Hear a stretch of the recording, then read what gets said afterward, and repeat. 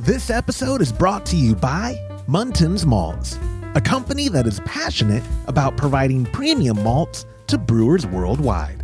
For over a century, Muntins has been a leading supplier of brewing and distilling malts, offering the finest British malted barley on the market. You can experience the difference Muntins offers by joining a recipe receiving tier of our Trub Club, because every kit that ships out now includes premium Muntins malt.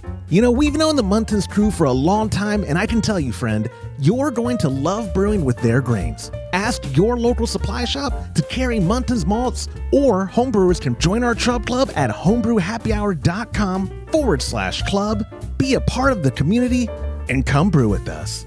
Thank you, Muntins, for supporting our efforts and homebrewers worldwide. Today's show is brought to you by Hopsterette.com. Grown in the esteemed Yakima Valley on the Peterball family farm, Hopsterette.com offers the widest variety of hops available online at incredibly competitive pricing. It's simple. They grow hops, they sell hops, and they ship hops straight from their family-owned farm to your doorstep. Producing the highest quality hops is Hopsterette.com's passion, and they're proud to be an independent grower in the craft beer industry. Go to Hopsterette.com right now and get what you need to make your brew day better. That's Hopsterette.com. Today's show is brought to you by Imperial Yeast. You hear us gushing over Imperial Yeast all the time, and that's because their yeast performs for us in every batch that we brew.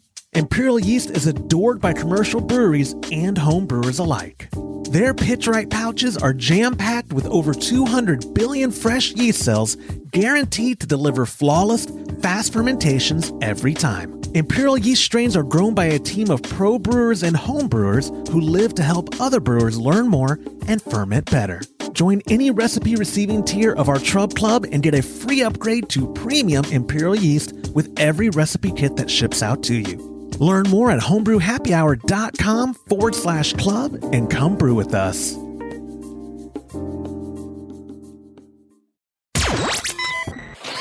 Entertaining shows with content that spreads information and sparks discourse throughout the community. This is the Pearl Media Network. Converting a fridge into a fermentation chamber, using an immersion chiller as a Jockey bots coil, and should I be using RO water for my sanitizer? This is Homebrew Happy Hour, episode 348.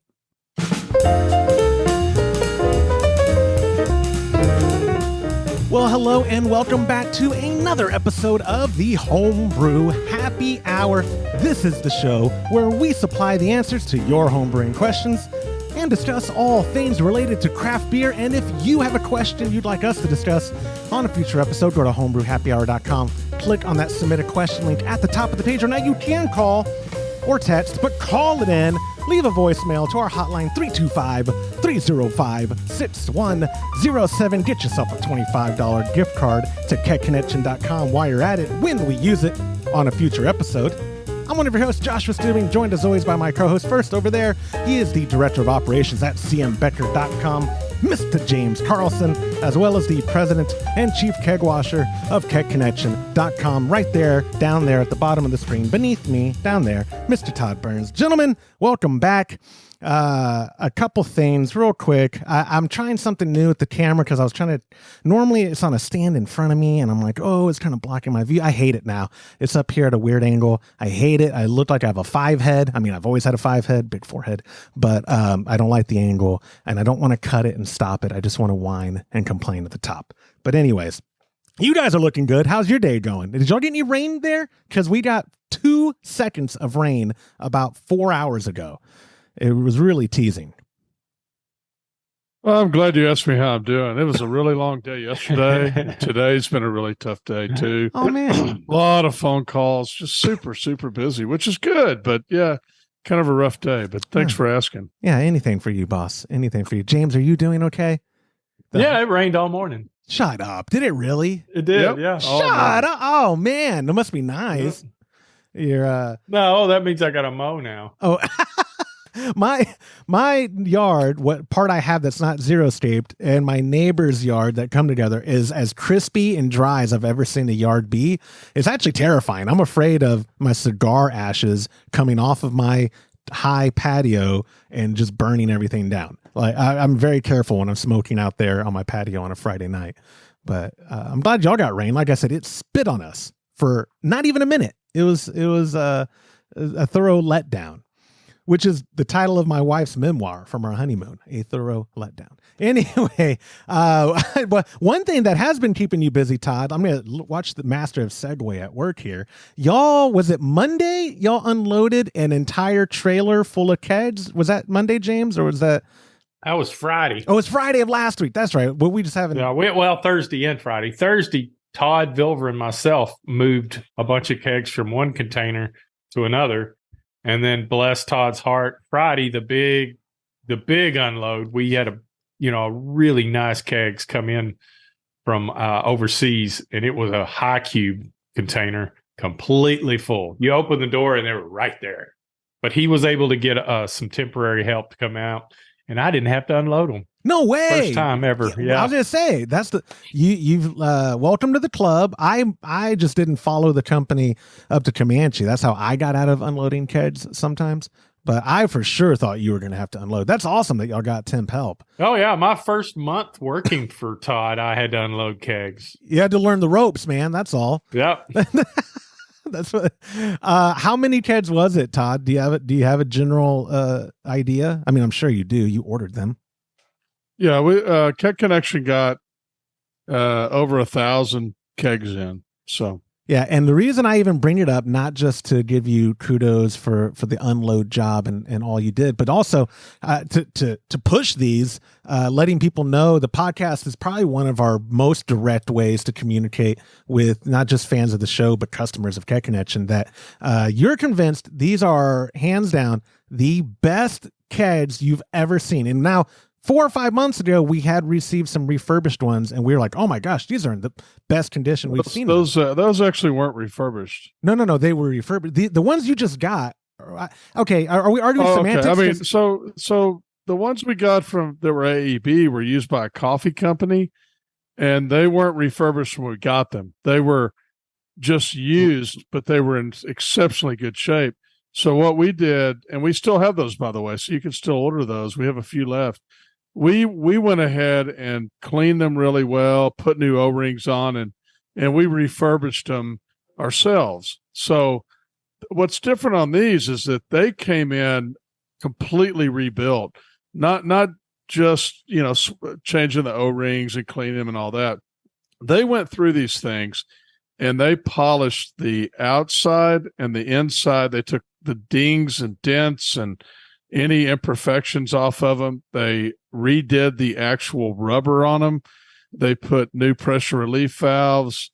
They're completely rebuilt. So the only thing you might see are some very small dings that they just couldn't quite completely get out. It's really worth going and seeing photographs of them, because I think we did a video too where I actually made it a point to show the dings, because they're so small and so unnoticeable that I think it's as close as you can get to buying a new keg without spending the money for a new keg. They're really nice. Yeah, and you stole my thunder. I was going to say, we do have a video up at youtube.com/homebrew happy hour.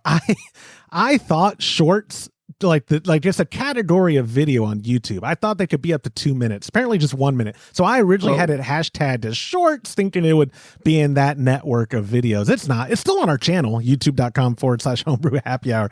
But it's a real quick video Todd did that's right at 2 minutes long, showing the new ones that came in, and the remanufactured kegs that came in. I don't want to confuse people with semantics. They're not new. They are used. But when you look at them, like he said, besides the dings on the outside, I was convinced when you had a sample, I don't know how long ago it was, but when you had one sent, I was thoroughly convinced they were brand new. The sample that was sent to you. Oh yeah, and there's some that, I've seen some that don't even have a single ding, and the ones that do have we're talking about something that's like the size of the end of a pin.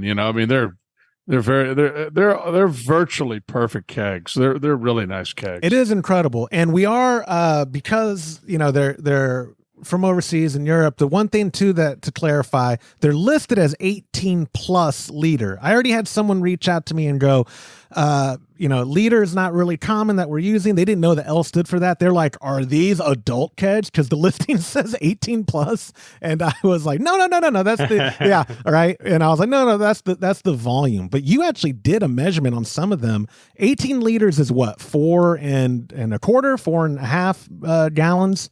I don't have my calculator in front of me and I'm bad at math. So they're more than 18 liter. They're basically 5-gallon kegs, except they're short maybe about 8 ounces. So, I think 19 liter is slightly over 5 gallons. So they're not quite 19, but they're more than 18. So yeah, they're for all practical purposes, they're 5-gallon kegs. I mean, most brewers, when they do a 5-gallon batch, they're not going to put 5 gallons in the keg because you've got this, the stuff on the bottom, the yeast on the bottom, and you've got some loss with a 5-gallon batch. So, I mean, when I brew a 17.5-gallon batch, and I still don't get exactly 5 gallons. It's always a little short of that. So, they'll basically fit a 5-gallon batch, no problem. Right. That's what I'm glad you added the clarity, because a lot of people don't realize the loss from a batch. If you're doing like a store-bought 5-gallon batch from More Beer or wherever, a lot of the times, like you said, what actually goes into the keg is 8+ ounces short of a true 5 gallons. Oh, anyway. I see what the guy meant. You did not put 18. Oh yeah, you put 18 plus liter, and then that's what you told me to do. In the photograph, you put 18L kegs. Okay. Oh no, but his confusion was the plus. He was like, does that mean it's adult only? Because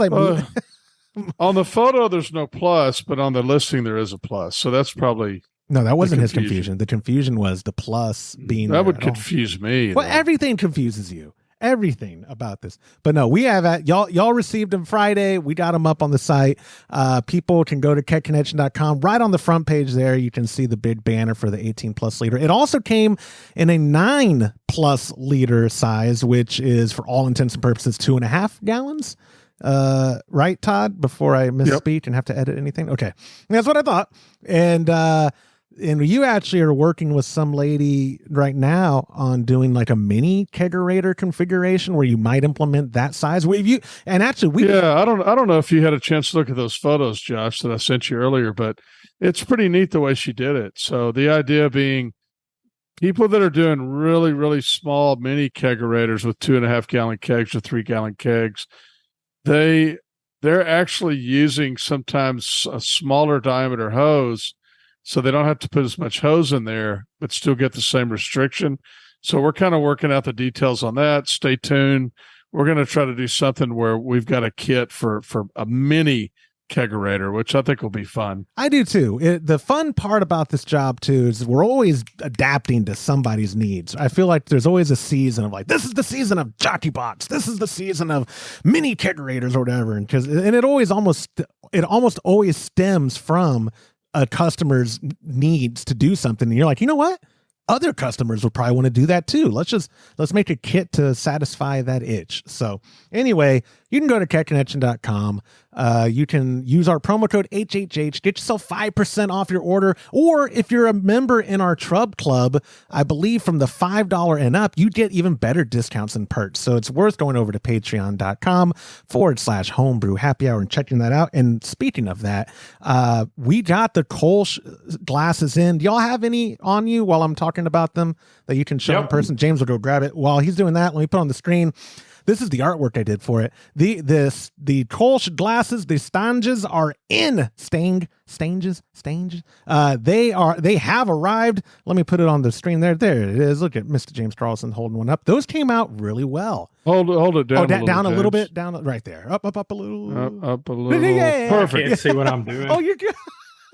You're good. You're good. Boom. Oh, I love it. People in the $5 tier and up are getting those sent soon. I love how they turned out. That's yeah, those arrived. And again, people at patreon.com/homebrew happy hour. We made those for you guys. We hope you enjoy them. Todd, you got yours, right? And James, you got yours, I hope. I did. Even though I'm not a contributing member, I still got one. Wait, I contribute a lot. Never mind. It's debatable. No, you very, very much so. You earned one. Absolutely. I'm excited to get those in the hands of people. Again, go into patreon.com/homebrew happy hour. And while you're there, if you join a recipe receiving tier, this month's recipe kit is Todd's ESB. I love, first off, I haven't sent you the artwork, and I don't know if you remember it, Todd. It's one of my favorite pieces of artwork I've ever done for a recipe kit. It's British Todd. Hello. Oh, I'm British Todd. And he's a whole... I'm sorry. I didn't get through this. He's got a really bad accent, doesn't he, James? All right. I'm British Todd. We want to... I'm kind of thinking both of y'all do. Yeah, we do. I'm not even going to try. Yeah, no, please do. Not with my accent. No. We really want to thank, first off, everyone in the recipe receiving tiers of our patreon.com/homebrew happy hour Chub Club. But more importantly, even just the sponsors that have been with us, Munton's Malt for providing premium grains, hopsdirect.com for providing those premium hops. This kit, the grains we're using are Maris Otter. The hops we're using are East Kent Golding, and then Imperial Yeast coming through as always with their stellar strain Pub for the English ales. I'm super excited about it. Todd, it reminds me, you have a keg of ESB still on tap, right? Didn't you have an extra? No. Oh, I thought you said you had an extra. Your friends floated it. I thought you had an extra. What do you have an extra of? No, you're thinking of the mild. Oh, the mild crap. You got to brew an ESB before opening weekend in November in my house. Oh, no, I haven't brewed anything. I'm almost out of beer. Yeah. I am out of beer. Guys, I have a lot of Kolsch, and my dad's making a keg of hard seltzer for this weekend's party. So do you want to come drink some hard seltzer with us and Kolsch? I'm good, but thanks. You're actually leaving us. I'll be in Florida. That's right. You'll be in Florida, but you'll be back in time to be on next week's episode, so you're not going to miss anything. So yeah, go to patreon.com/homebrew happy hour, learn about the Kolsch glasses, get you one, sign up for a recipe. You'll get the Todd's ESB. We already talked about the 18-liter keg. You're making promises you can't keep. You should look at your calendar again. Oh, you're not coming back in time? Oh, that's right, because we record on Wednesdays now. You were coming back Wednesday. Oh, today's Wednesday, guys. Wow, it's been that kind of a week. Anyway, that's enough small talk. And you kind of scared me. I had to go look at the calendar myself. No. I totally forgot. Today's Wednesday, and we record on Wednesdays now because we're still doing the experiment. Thought you were taking away a whole day of vacation from me. I would never. I forgot. We record on Wednesdays because we're still doing the experimentation of publishing midday on Thursdays. It was recommended to us, and I'm noticing a little bit of a difference. I love feedback. If you have any feedback regarding our publication time for the audio or the video version, we're doing the experiment specifically for the video version. But any feedback you have on the camera angle I'm using that I hate now, whatever you want, point out that I'm bald, whatever. Just leave us feedback. Comments like that are best for YouTube, I feel. I'm not going to play that as a voicemail, but I do have voicemail feedback for this week's show, Master of Segway. It's our buddy Dan from New Jersey, and he called in about getting strike water ready early before a brew day. Oh, wait, hold on. Before that, it's time for listener feedback. I'd be remiss if I didn't play that when I have the opportunity to. Here's our voicemail from our buddy Dan from New Jersey.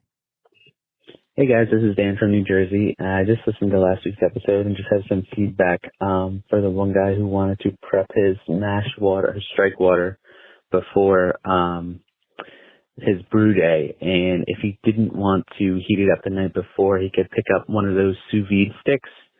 And those you could usually program to turn on at a certain time to warm up the water that way. I guess depending on his batch size, it may or may not work out. But just another idea to use. I love the show. Keep up the good work. And I got nothing for you, Josh. Sorry. You try. That's great advice, though. I don't know. So first off, another thing that I've been butchering the pronunciation of for my entire adult life is sous vide. That's how you say it. I'm like Sous vide? Yeah, sous vide. Okay. I always thought it was sous vide. No, I don't know actually what I said, but it's Sous vide is the way it's always been pronounced on videos I've watched. That's a great idea. And you've also, though, you've been in the culinary world way more than I have. So I'd imagine, are you familiar with those units at all? Okay. I see people using them for like meat. Like keeping, before they're going to like sear a steak or something and they have it in the water and keep that water. It's just a temperature control. No, Josh, Mark uses it all the time. So, they're for cooking, but they're immersion, right? But it's you completely cook the steak in it. Oh. And then all you do when you're done is heat a pan up to like 700 degrees and just put color on it and sear the top and bottom of it. Oh, just put a crust on it. So what it does, you know how a steak normally has like a real pink center and then it gets grayer and grayer as it goes out?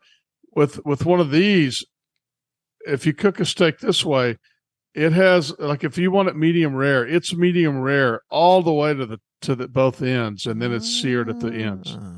Okay, I forgot. Mark really good. Mark did that for you, but the units weren't made just for meat. I mean, they're a cooking tool, right? And so I'm curious, what size, what volume of water, James, do you think you could comfortably with? And I'm assuming they make these sous vide sticks in various wattages and sizes, right? They do. Okay, I would say with most 5-gallon batches of beer, your common, just normal, what's available through Amazon would work just fine, because you're not talking about boiling the water. You're just keeping it at a certain temperature. Yeah, you're getting it ready for the mash the next day at 155 or 158 or whatever. You're to compensate for what the actual grains bring it down to, because you want it mashing at like 150, 152. But yeah, that is a great. And you idea. can get 1100 watt heater on Amazon for less than $100. That's worth it. I got invited to a Facebook group a while ago of sous vide brewers, and not gonna lie, I'm in like a gazillion Facebook groups, so I never see the content or participate. I joined it just because a listener of the show a while ago, I guess, does it. And most of those guys, what I do know is they're using it for their mash, and they're doing like 1-gallon batches. It's real small batch, but that's how they're able to use it immersed in the for the mash the entire time. What Dan is talking about, and what the use for the listener who had the question before, would be just getting that strike water ready for then. It's a great idea. It is a great idea. I mean, I've almost ordered one several times for the steak, to cook steaks. Yeah. And I think they get close. Most of them get close to 200 degrees, like 190 or something. So it'd be absolutely perfect for that. Okay, follow-up question. Yeah. When is Mark going to do that for us, like me and James? Like, is there any... how do we get in on that? Next time you want to go to his house. It's really good. It's, I have almost ordered one half a dozen times. I was very impressed with the whole thing. We just need to get you boozed up and then put Amazon in front of you, and then that'll be... No, but think about this, James. Mm-hmm. If we had 2 of those, you could literally have your water exactly where you want it when you wake up in the morning, and not have to warm it all the way up, right? Yeah. I mean, because it would take forever, but you've got all night, right? So it doesn't really matter. You just turn it on and set it at the temperature you want and leave it all night. And then the next morning you're ready to brew, and you turn your normal system on. But yeah. I mean, looking at one right now, it's 1800 watts. It'll do 60 liters of water. It's got its own circulation pump, and it's got a Wi-Fi app control. We can't get any better than that.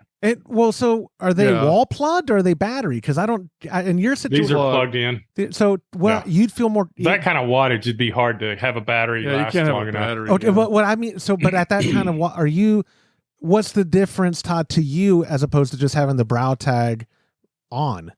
Because when you have the brow tag on, if you develop a leak during the night, and you could flood your room and destroy your because of your Herms. unit. Whereas with this, you turn all your valves off. You just stick it in there. Got you. I know. I mean, all it is a stick. You just stick it in there. You turn it on, and you forget about it. Yeah. Forget about it because put the lid on and everything. You don't have to worry about it because you're not okay. No, you're not circulating. You don't have anywhere for it to leak unless you developed a leak on a valve. And I mean, how are you going to account for that? And I think even if you did develop a leak, I don't know if it would burn up or not. I think it would.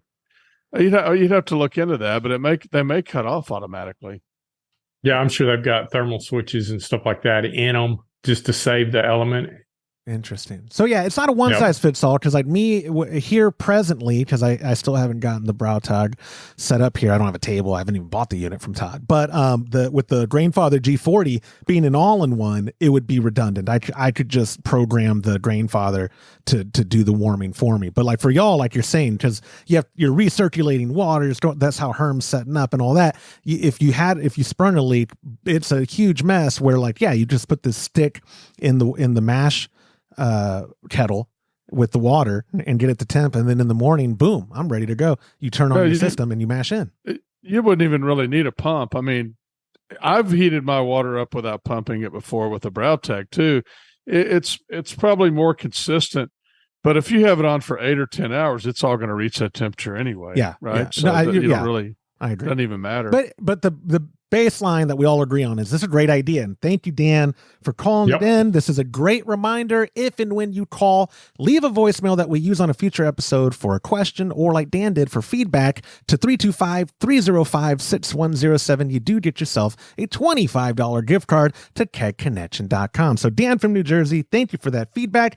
I've got 3 questions for this week's show, guys. Our first one, our buddy Alex from Missouri, and he wrote in using the submission form at homebrewhappyhour.com.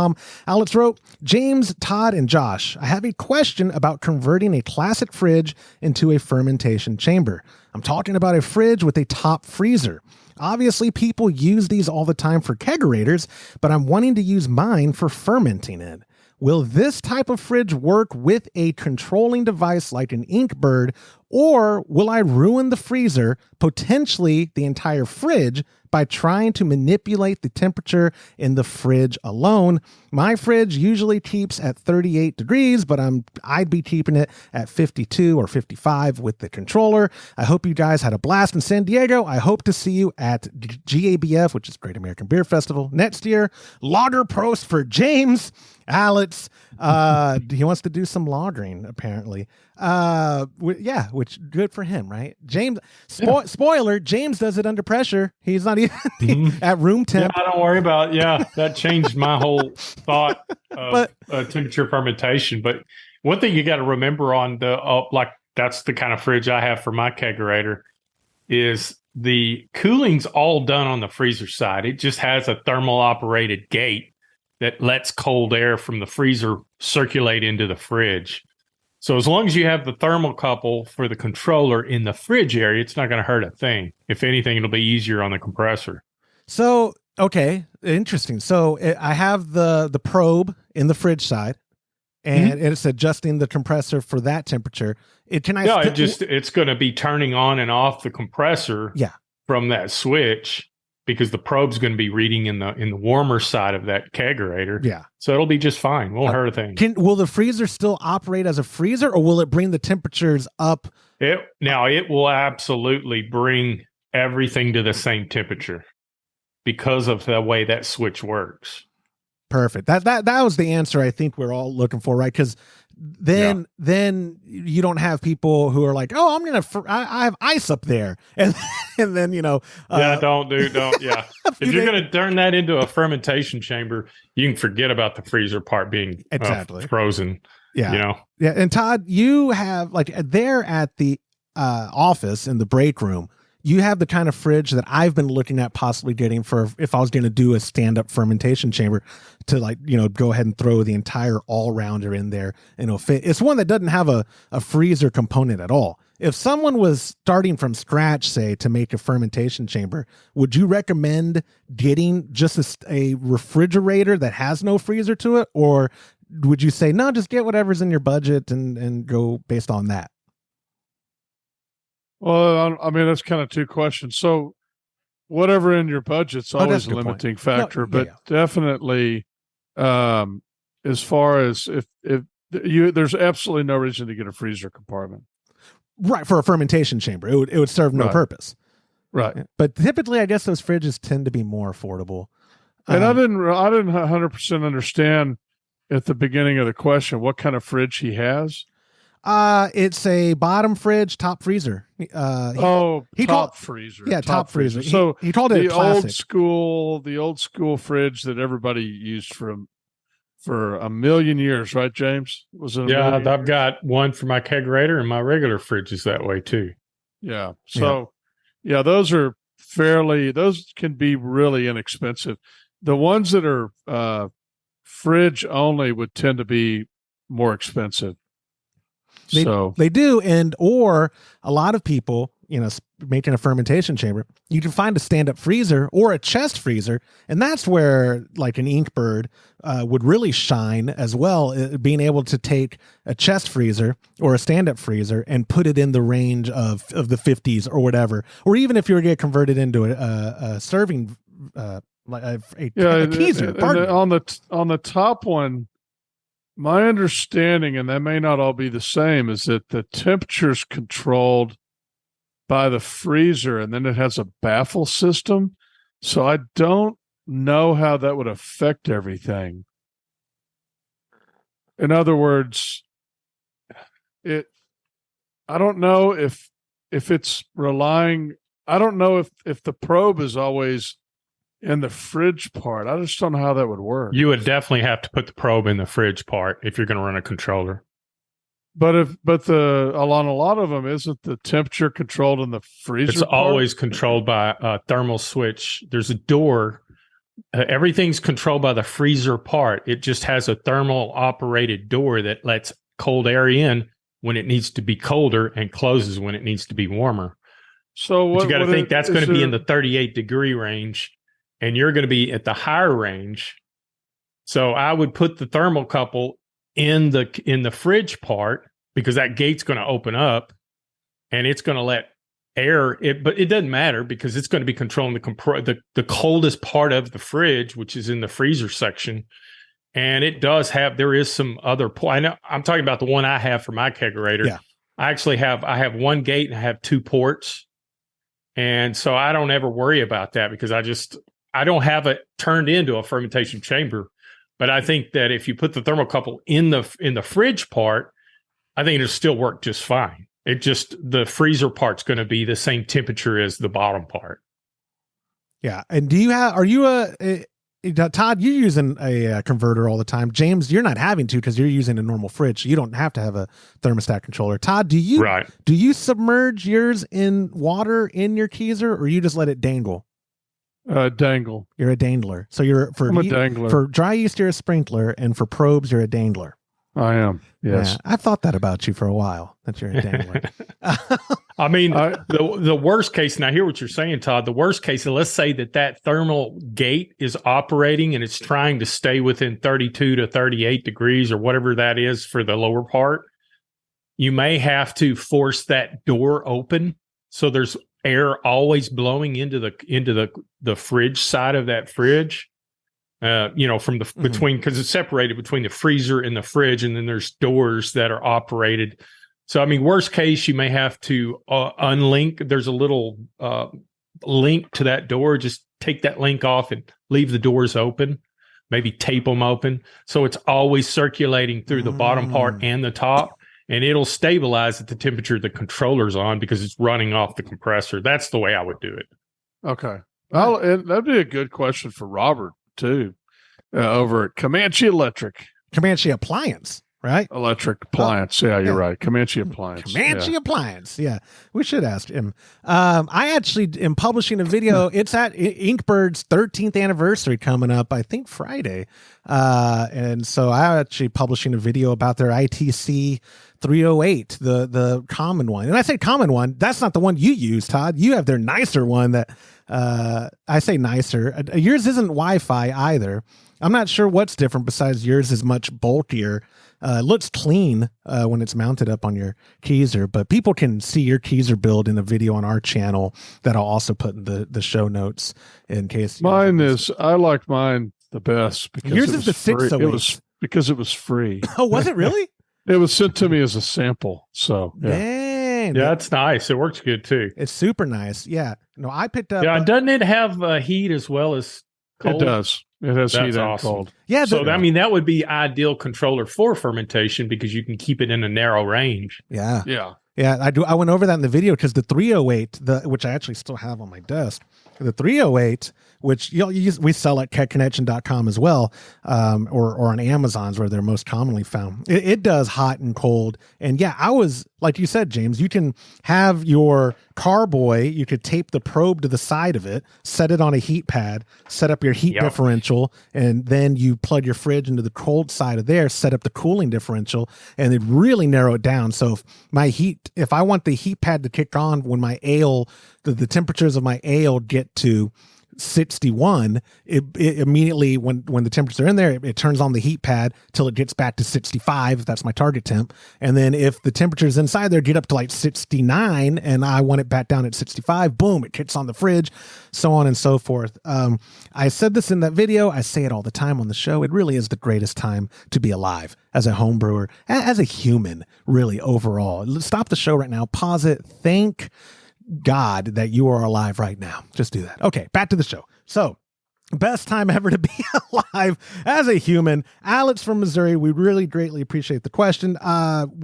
We did have a blast in San Diego. It was kind of an older question. I don't know if we're going. I'm trying to get a media pass for us for next year to get to Great American Beer Festival. I'm not convinced they're going to have us on board to talk again, but I'm up to work with you guys on what a different talk we could give. Now that we are the experts on pressure fermentation, maybe we do a presentation on pressure fermentation. I think Jonathan would want to insist on coming along. He'd be screaming the whole, ah! Anyways, thank you, Alex, for submitting that question. A reminder, it wasn't a voicemail, but when you use the submission form at homebrewhappyhour.com or you text 325-305-6107 and we use your question on a future episode, you still get a $15 gift card to ketconnection.com, which I think is pretty good. Like our second question, it is a text message from our buddy Nick, and he wrote, "Hi, Homebrew Happy Hour. I'm very new to kegging. I've been brewing a few years, and I use an immersion chiller in my wort. Maybe a stupid question. Are all coils the same? I have a cooler that I'm turning into a Jockey box for infrequent events. If possible, I want to dual purpose my immersion chiller as a Jockey box coil. Is this possible? Anything special about coils manufactured specifically for Jockey boxes compared to immersion chillers? Is it a stupid question?" Nick, I don't think it's a stupid question, but the bar's low. I mean, we don't typically we get to see the questions before you ask them, so we don't put stupid questions on the show. We do have a host that sometimes asks them, but we won't talk about that. I'm right here. So the first thing that comes to my mind, Todd, in my anecdotal experience with immersion chillers, those coils are not going to fit in most coolers because of the height. Like the last, I don't know, 6 inches of the ones I have are straight up and then kind of fork off for your hoses, right? For your cold water in and your exit water, which is usually hot going out. Could you prefab or post-fab, could you modify a coil to be dual purposed, or is there a good reason for keeping immersion chillers separate from Jockey box coils that you actually run the beer through? First and foremost, the material is probably important. So, a lot of them are made out of copper and a lot of them are made out of stainless steel. I would be hesitant. I would not use a copper one to run my beer through, but I would probably be fine with making one that was dual purpose if it was stainless steel. That is a good point to bring stainless steel only. Copper with carbonated water is not a good combination. Is it going to kill me? It can create toxic substances. I know that if you get like on our carbonators, we order from a vendor, literally says on there, do not connect to copper tubing. Dang, Yeah. covering their bases. So, yeah. Stainless steel. Stick with stainless steel. And Yeah. yeah, you could do it. And as far as the shape, Josh, it just depends on what you're putting it in. I mean, if you can lay it down and accordion it down and set it in there and you can get lines in and out, then it'll work. I mean, you're going to have to play around with it a little. It is an interesting thought for someone like me who's very. I've thought about it, doing it, actually. It's funny that you got this question. Did you really? I was thinking the other day, I could use this for a jockey box as well when I was using my coil. So, yeah. Well, and I thought about that for the 120 foot ones that we have, because that's the biggest size, right? Yeah, they're like 50. Yeah, the 125 foot ones that are the square that we carry at Cat Connection. I've always thought, man, those would work perfect for dual purpose. Like you said, they're stainless steel. The form factor is a little bit more 90 degree. Where it would make more sense going in and out of a jockey box for your input and your output, the in from the keg and then the out to the tap. Like, it just seems to be easier. I wouldn't have to form or modify a coil as much. And then, you don't necessarily even have to rinse it that great before you use it as an immersion chiller, because the cold water is going to flush it for you when you're using it as an immersion chiller. And the boil, because most of the time I think I throw my immersion chiller in with 15 minutes left of the boil, and that sanitizes it. So I think we're on to something. I don't think it's as much MacGyvering as I'm overthinking it, right, James? Like, it could be very straightforward. Yeah, it doesn't have to sit straight up. You, like Todd said, if it fits in the cooler, lay it on its side, and that'll work just as fine as it does setting upright, boil pot.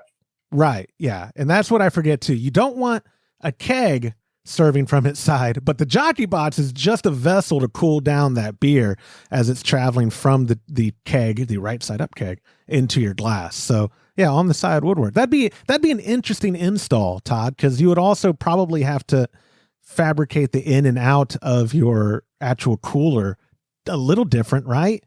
And yeah, so anyway, we should. Maybe. If it fits in the cooler, it fits in the cooler. You just have to see which one you have, or if you're buying one, get a measurement. And of course, like you were saying, the really long piece, you could bend it. But the reason it's really long is you want it to be long so that you get the coil down into the liquid. Yeah, and you need the clearance as well, because your tubing submerged in your wort that just got done boiling while you're trying to cool it. Like, that clearance is to allow you to get above the kettle head, the lip of the kettle, and take your tubing in and out fairly easy. But that would be interesting. I wonder if all mine that my dad and I use, I believe, are copper. So I'm not going to put that to the test, but I know someone in this group who does have access to stainless ones. Maybe we try that on one. We use it for dual purpose and report back. Or actually, Nick, call us back in, get yourself an even better gift card with feedback on how it worked out for you. But again, I think Todd and James, we agree, stainless steel, the only way to go. Do not do copper. This is the Cat Connection legal team. Burp, burp. You cannot use copper with your setup. It'll give you a tummy ache at best. And the carbonic acid's corrosive to copper. The copper gets released into the liquid, and then whoever's drinking that liquid can get that copper, basically copper poisoning. So dual duty. It can corrode copper pipes, and it also can make you sick. Yeah, that sounds terrible. A terrible way to die from copper poisoning. Yep. That sounds very Gold Rush era way of dying, and it's not so bad. It's not. Come on. I'm telling that to y'all. Y'all were the asbestos generation, weren't y'all? Weren't all your houses and stuff? That's what y'all used for. What your first schools, definitely schools, everything in the school, the ceiling and lead paint. Houses too, but most of the stuff that was asbestos on houses was on the outside, and it was painted, so it encapsulated it. What it really hurt were the people that were installing it. Was it that good of an insulation though? It's a wonderful material. Yeah. It's a heat retardant. So yeah. They used it in gloves. They used it a lot in Navy ships, and It won't. It's fireproof. It's insulation. It's just bad for the lungs. You paint a house with it, and you don't have to paint it again for 20-25. I still have a house with asbestos siding. It's wonderful stuff. Is it the house you had me lick the outside? Is it that house? Well, I sanded it a little first before I had you lick it. But no, licking wouldn't work. You got to breathe it Okay. in. Okay. Darn it. Yeah. I was trying. Yeah. Yeah. I was waiting. You were like, here, come here, Josh. Breathe in. No, anyways, Nick, thank you so much for that question. Guys, we got a third and final question for this week's show, and it is a voicemail. It's a very New Jersey heavy episode. It's our buddy Ron from New Jersey. Hey, Josh, this is Ron from New Jersey. I was just listening to the episode about repurposing or reusing regulators for different types of gases, and I got to thinking, is there other stuff that is just something we do that's odd as brewers? And I was wondering, we dechlorinate all of our water for any kind of actual beer production, but I don't dechlorinate my water when I use it with Star San to sanitize things. Is that a problem, or is that something you guys know anything about? Like, is there a reason to take out the chlorine before adding that the sanitizer? I know you guys use something that's more readily available on the West Coast, but I use Star San and love to hear any opinions on that. And Josh, send some pictures or put pictures online of your newest RO water situation, because I'm going to do that for our next big project. I'd love to see what you've done. Thanks. Bye. Ron, thank you for that. I had it on my personal Instagram. I will add it to the Homebrew Happy Hour Instagram as well, and I'll put the photos in the show notes if I can remember. I will put it on the Instagram. My father-in-law did an incredible job installing RO in my garage with running water. I got a laundry sink, the whole thing. First and foremost, you guys, we for the most part, I like iodophor, but sand step is really what we push and use a lot, especially if you're not using treated water at all, because sand step works incredible with hard water. That was like the whole primary reason of formulating it, right? Over at Logic, our buddy Rick getting it out there was because people were complaining about the efficacy of other brands of sanitizer not working in hard water, but sand step does fantastic in that.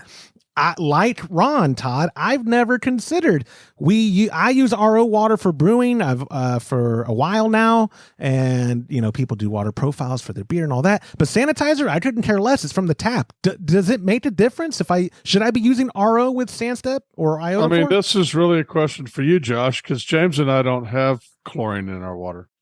Y'all, I don't know if San Marcos does either, to be honest. Oh yeah, they do. Positively? Yeah, most. I would think all the municipal water companies have to put some type of chlorine and fluoride. And it's fluoride. I think they took out. No, I think it is treated with chlorine. I believe the fluoride got taken out of our water supply. Look at my teeth, man. Did they really? Why would they? I thought I read that. Well, or it was whoever we get. I forget. Look, I'm probably misquoting it. Someone's gonna correct me and listener feedback and get themselves a $25 gift card to keckconnection.com. But it was either Austin or San Marcos, the water supply, that did either vastly reduce it or completely took out the fluoride from it. Todd, don't you know it causes, insert all these conspiracies here that I love, but I won't repeat on here because then I'm going to edit it. Oh, yeah, I've read it. That was an article published by the American Dental Association, right? Oh, that would be the biggest big brain move of all time. The dental lobby taking fluoride out of the water supply. And then look, our business increased 10,000% last year. Oh, that'd be great. But I know you don't have chlorine, but you do have RO water for your brewing. And do you, I know chlorine was the specific thing he asked, but do you care to use RO for your sanitizer, or is chlorine the only thing that would interact with the sanitizer of a municipal water source? I wouldn't worry about it at all. If I had, when I was in San Marcos, or Austin, I didn't worry about it. I just used a sanitizer. Yeah, I can't. You would think if it were a big deal, it would be on the instructions on any of these, right? You're talking about an enormous amount of water and a pretty big amount of the sanitizer that you're putting in the solution, and then just a minuscule amount of the chlorine. And then you you don't rinse it out, but you dump it all out. So that, I don't think it'd be an issue. Yeah. And are you saying or is he saying that he thinks it would? Is he saying that he thinks the chlorine would be bad for your brewing, or he thinks it would actually change the chemical composition or change the ability of the sanitizer to sanitize? I think that might be. I kind of think that's what he's. I think that's the implied. He's getting at. I do too. I think the implied thing, Todd, is saying we dechlorinate for the brewing. Should I also be dechlorinating for the sanitizing? Like, would it be that much more effective? Yeah, but that's totally two different things. I mean, you dechlorinate for the brewing because you don't want chlorine in your beer. That has no relation to does it affect the sanitizer. Right, and that's the answer that you're saying. Yeah, that the chlorine. He just answered it. Yeah. The chlorine is not going to negatively or adversely affect the efficacy of the sanitizer. It was that I don't know. That's what I'm trying to say. Oh, well, you sounded confident just now by saying it will not. No. What I said is they're two totally different things. One question would be, should I let chlorine get in my brewing process? And my answer would be no. Right. You don't want chlorine in your brewing process because it's going to affect the mash pH. It's part of your brew. Do I want chlorine in my sanitizing process? I mean, the trace amount of chlorine left, and after you've dumped all the water out, and there's a few little drops in there, I think is negligible. So I wouldn't care at all about that. Could it adversely affect the sanitizer? I don't know the answer to that. Okay. Well, that would be a good one for Rick. That would be a great one for Rick. I actually haven't talked to him in forever. He didn't go to HomebrewCon this year. I would think it would help with the sanitizer because it's chlorine. If I can't, it's a sanitizer itself. It is a sanitizer. Right? If I can't get a hold of Rick, my second phone a friend would be to your dad, to Pierce Burns, because a chemical engineer, he's got to have an opinion about it. I didn't think about that. Yeah. Right? He'd be my go-to. And first he'd go, well, Josh, chemicals are our friends. He would make sure. I mean, chlorine is used as a sanitizer. So my answer is officially going to be no, it doesn't matter. Yes, it does. It does not. Yeah. So don't worry about using RO for your sanitizer as well. Save it for where it matters for sure, which or dechlorinated water. Save that for where it matters for sure, which is the brew process. I think we're all. Yeah, but the only thing the caveat I would add to that is what I ran into. If you remember years ago, I had 2 failed infected batches, and I was using our competitor's product, and we just happened to be in Philly having a beer with Rick, and I'm the kind of nerd that has my water profile on my phone. So I gave it to him. I remember that. He looked at it. He didn't look at it for a minute, and he goes, "There's your problem. He said, your water's too hard." So if you're using well water and you know that your water's hard, make sure that the sanitizer you're using is capable of still working in hard water. Yeah. And that was the issue that we ran into. We switched to SandStep and never had another issue. Rick was a good salesman. You remember that first HomebrewCon we showed it at as CM Becker on the show floor with Logic at Minnesota and in the Twin Cities, and the crowd that was coming around. It was amazing. It was incredible because that's when I realized, oh my gosh, we're not unique. I thought we're just Texas bumpkins and hard water is just something. Everybody has hard water all over the country, apparently, and places all across the world. There were guys that were local to there. There were guys East Coast, West Coast who were like, oh my gosh, look, it is not clouding up, and that's some mineraled water. Like we were like, and it's not foamy either. Yeah, the foam exactly where.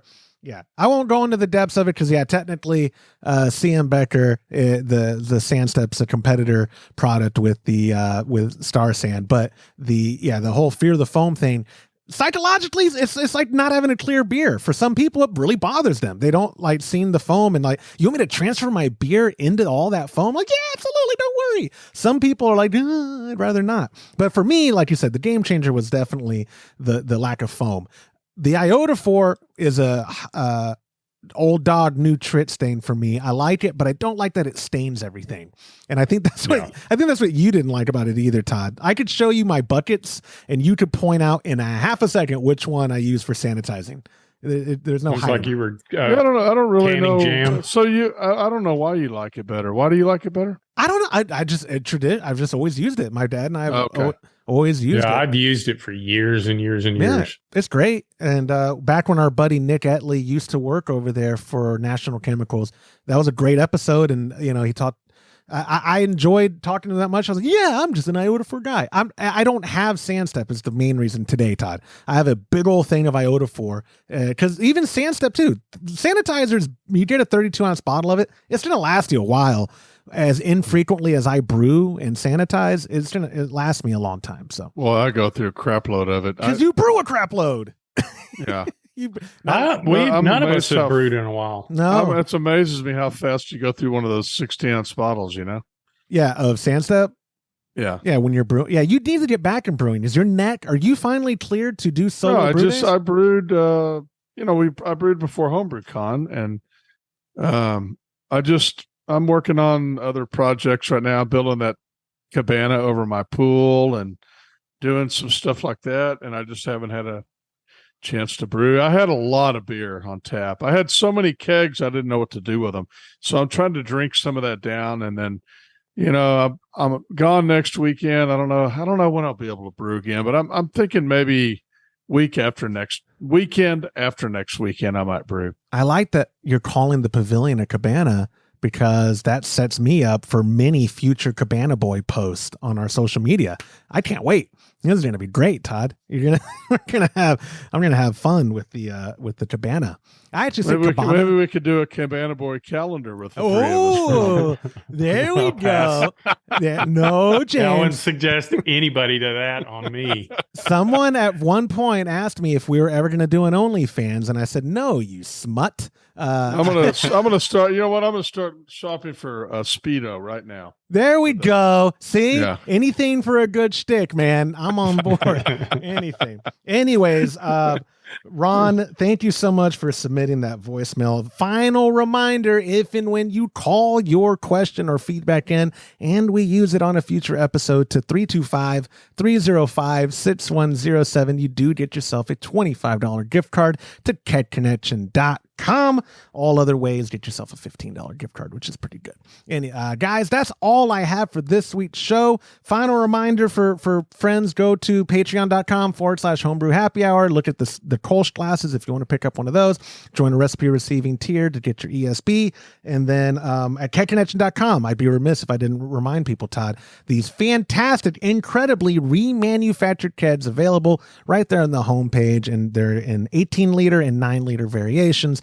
Very affordable for what you're getting. So go check them out at KegConnection.com.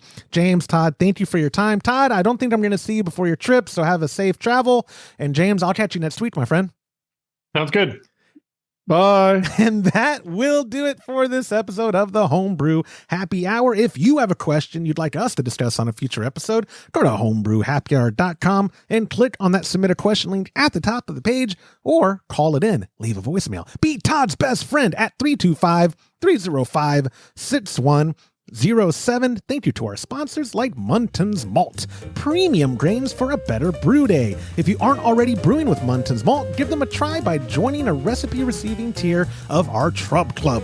For the best hops available online, give our friends at hopsdirect.com a visit and pick up what you need for your next brew day. Also, get a pack of Imperial yeast along with premium recipes from us when you join the Trub Club.